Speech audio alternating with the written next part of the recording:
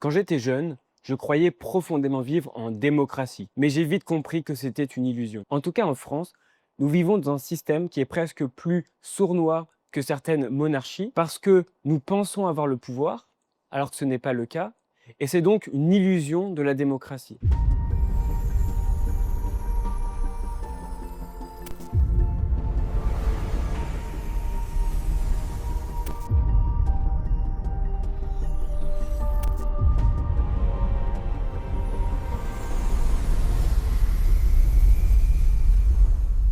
Quand j'étais jeune, je croyais profondément vivre en démocratie.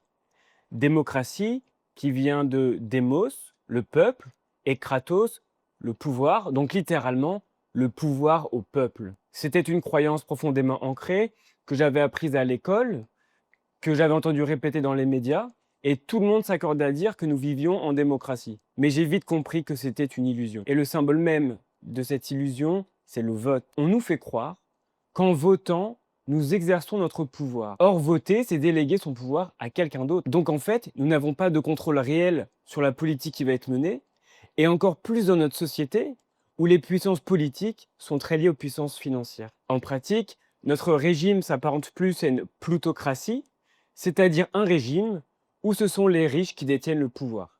Et je vais expliquer pourquoi. Des milliardaires, comme Bernard Arnault, Patrick Drahi, Vincent Bolloré, possèdent la majorité des médias. Et c'est en fait un levier pour contrôler l'opinion publique autour du candidat de leur choix. Ils vont financer leur campagne, faire de la communication à travers les médias, et ensuite le candidat qui sera élu leur sera redevable, et il fera passer des lois qui seront favorables à ce milliardaire. Les présidents se sentent donc moins redevables du peuple qui les a élus que des milliardaires qui a permis leur élection en les soutenant financièrement. Et c'est ainsi que le pouvoir économique se transforme en pouvoir politique. Pour comprendre cette situation, il faut remonter dans le temps à l'époque de la Révolution française. Après la chute de la monarchie et de la domination religieuse, c'est la bourgeoisie qui a pris le relais du pouvoir et de la domination. Autrement dit, les riches commerçants et propriétaires ont remplacé les nobles, mais la logique reste la même.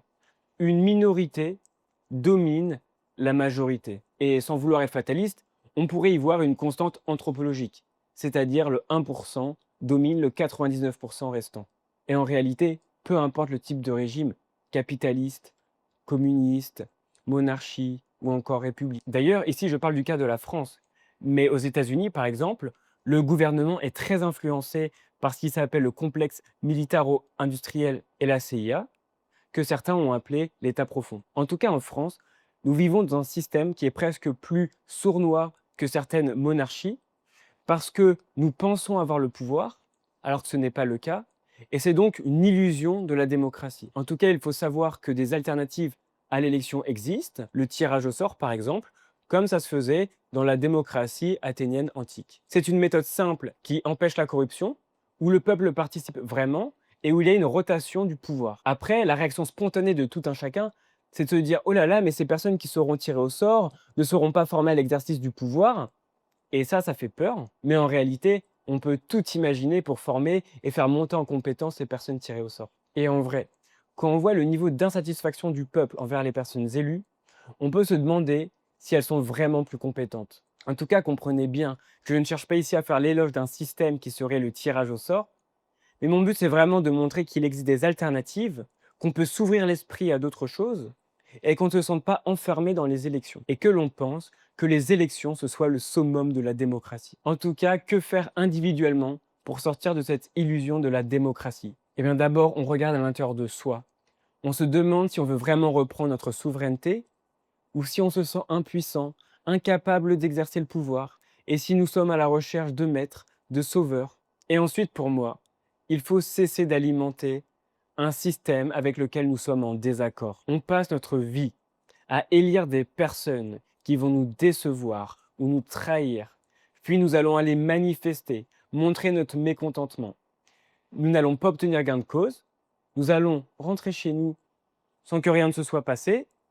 Et puis nous irons voter pour le prochain qui refera exactement la même chose, rebelote. Ne voyons-nous pas ce théâtre en France? Ça fait 20 ans que les médias font monter 2 ans avant l'élection un candidat de pseudo-extrême droite, puis ensuite lorsqu'il est passé au second tour, là il y a une campagne antifasciste pour faire monter et faire élire le candidat de la bourgeoisie. Les dés sont pipés. Et si un jour, le candidat de pseudo-extrême droite venait être élu, il aura fait tellement de concessions pour plaire au système qu'il trahira à coup sûr ses électeurs. Il faut arrêter de voter pour les candidats du système que nous dénonçons. Ou il faut même arrêter de voter tout court. Et surtout, si nous votons, ne nous plaignons pas derrière. Dans tous les cas, les plus éveillés d'entre nous voteront pour des personnes qui ne seront jamais élues, et les autres voteront pour des personnes qui soit leur seront imposées, soit les trahiront. Et c'est ça l'illusion de la démocratie.